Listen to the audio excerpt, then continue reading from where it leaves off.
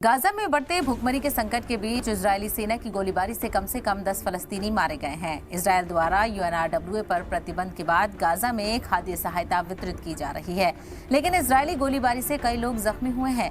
इस घटना ने एक बार फिर से इजरायल का क्रूर चेहरा दुनिया के सामने लाया है।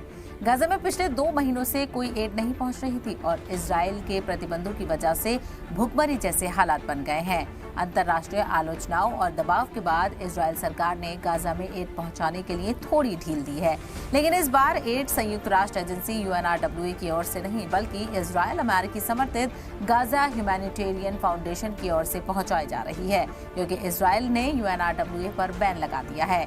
जीएचएफ के पहले ही दिन ये एड डिस्ट्रीब्यूशन कार्यक्रम फेल हो गया है और वो भूखे गाजावासियों को खाना नहीं बांट पाए।